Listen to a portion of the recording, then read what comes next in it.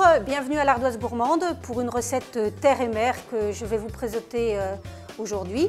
Cette recette est à base de cabillaud, donc il nous faudra 4 beaux dos de cabillaud avec de la poitrine fumée. Pour la sauce, on aura besoin des arêtes du cabillaud avec une belle garniture aromatique, un petit peu de vin blanc, du fond de veau et du beurre et du citron pour la finition. Et pour l'émulsion coco, des lingots ou des cocos avec une garniture aromatique, du poivre blanc, surtout du blanc et de la clou de girofle. Et pour finir, un petit peu de crème et un petit peu de beurre.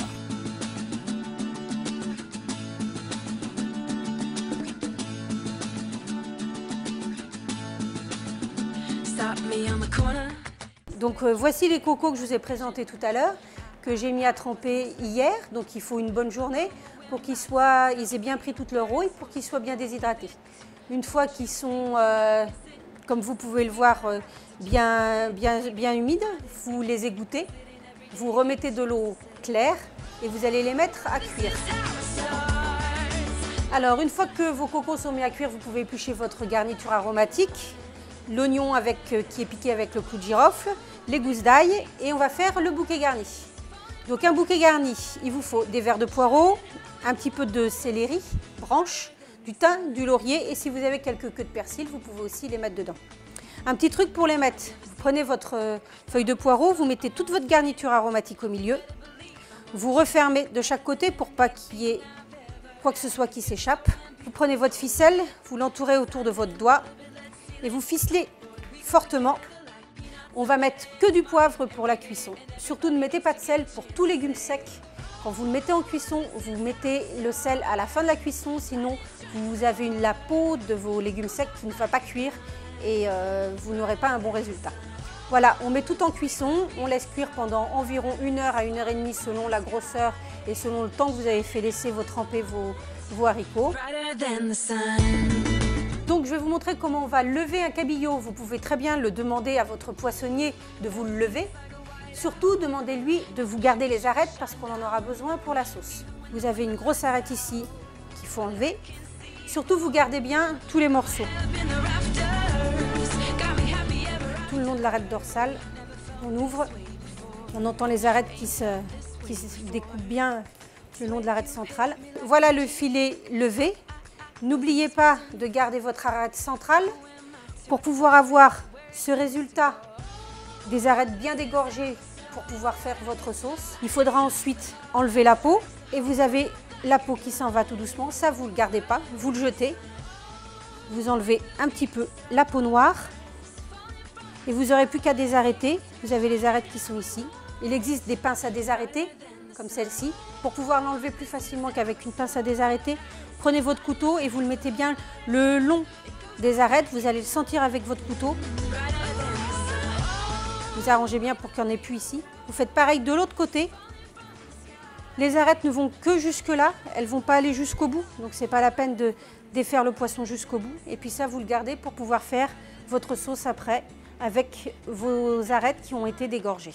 Donc pour que vos morceaux cuisent de la même façon et le même temps, l'important c'est que la queue doit être de la même épaisseur que le haut. Donc il suffit de donner une légère incision, de passer votre queue dessous et là vous coupez, ce qui fait que ça vous fait une portion qui va être de la même épaisseur. Une fois que vos filets vos dos de cabillaud sont portionnés, demandez à votre boucher qui vous coupe de la poitrine fumée à environ 2 mm, pas plus. Prenez votre morceau de poitrine et puis vous allez entourer votre poisson. Alors vous voyez, c'est très simple, il suffit de passer votre lanière tout autour et vous laissez votre filet de cabillaud comme celui-ci. Donc pour la cuisson des dos de cabillaud, on va prendre une poêle anti-adhésive bien chaude. Vous allez mettre de l'huile d'olive. Vous mettez vos dos de cabillaud, vous allez laisser caraméliser la poitrine fumée autour du poisson, ce qui va vous donner une belle couleur. Une fois que vous avez obtenu la couleur que vous voulez, vous allez le retourner pour le remettre environ 2 minutes de l'autre côté et vous allez le débarrasser dans une plaque qui pourra après être mis au four pour terminer la cuisson dans un four à environ 180 pendant 4 à 5 minutes selon la grosseur de votre dos de cabillaud. So just tell me today, take my heart. Alors, on va passer maintenant à la sauce brune pour accompagner ce poisson. Donc, une sauce brune, c'est-à-dire que c'est une sauce poisson où on va ajouter du fond de veau à l'intérieur. On a besoin d'une garniture aromatique. Nos arêtes de poisson qui ont été dégorgées plusieurs fois dans de l'eau, on va avoir besoin d'huile d'olive, de vin blanc, de fond de veau. Alors moi j'ai ici du fond de veau que je fais moi-même qui est brun lié. Sinon vous achetez en supermarché du fond de veau déshydraté. Il nous faudra du thym et du laurier qu'on mettra un petit peu plus tard. Et on terminera cette sauce avec un beurre noisette que l'on déglacera avec un jus de citron. Tout d'abord, on met à revenir notre garniture aromatique. Il faut le laisser 2 minutes quand même, que ça colore un petit peu. Donc une fois que vos légumes sont légèrement caramélisés, vous allez pouvoir ajouter vos arêtes de poisson.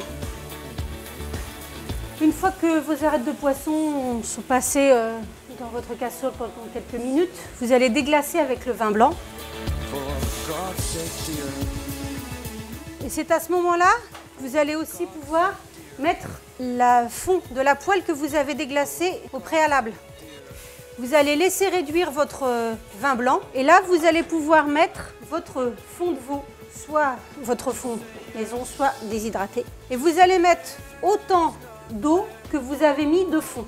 Vous allez mettre votre thym et votre laurier et vous allez laisser cuire votre sauce pendant au moins une bonne demi-heure afin qu'elle réduise pratiquement de moitié.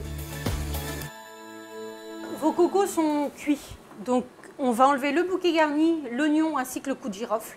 Par contre, laissez les gousses d'ail à l'intérieur, ça vous donnera un petit goût sympa au niveau de la purée de coco. On va donc les égoutter, bien les égoutter.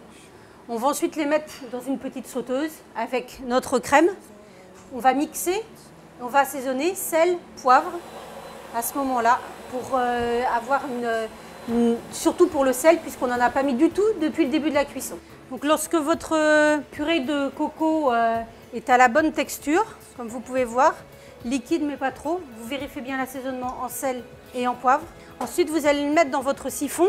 L'avantage avec le siphon et la purée, c'est que vous pouvez le préparer à l'avance, vous le gazez une première fois et vous le laissez au bain-marie jusqu'à temps que vous soyez prêt pour le repas. Donc quand votre sauce est terminée, qu'elle est réduite de moitié, vous allez pouvoir la passer directement dans une casserole. Au chinois fin, vous allez la remettre sur le feu pour pouvoir avoir une bonne consistance. Si vous voyez qu'elle est trop liquide, n'hésitez pas à mettre un petit peu de maïzena avec de l'eau afin d'avoir une texture qui soit nappante. On va s'occuper du beurre noisette. Donc vous mettez votre beurre dans une petite casserole bien chaude.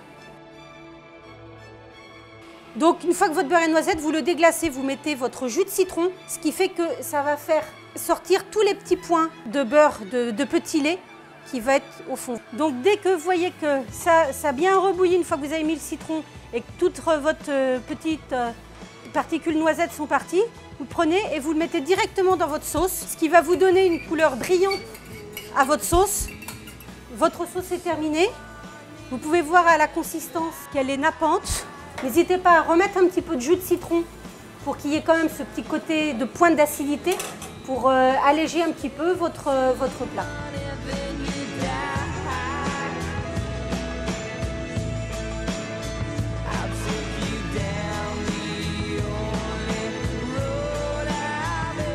Tous nos ingrédients sont prêts. Je viens de mettre une deuxième cartouche de gaz pour la purée de coco. Nos poissons sont passés 5 minutes au four. Notre sauce est terminée. Je vous ai mis quelques petits brocolis et quelques petits champignons pour faire un petit peu de décoration.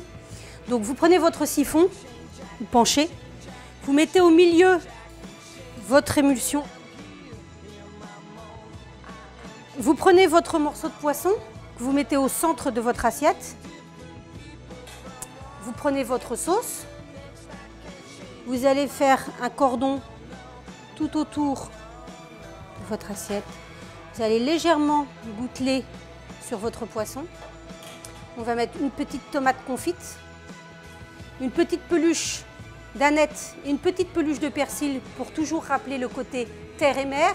Annette pour le poisson et Persil pour la viande.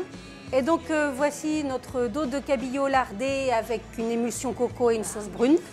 Je vous remercie de nous avoir suivis pendant cette émission et je vous dis à bientôt.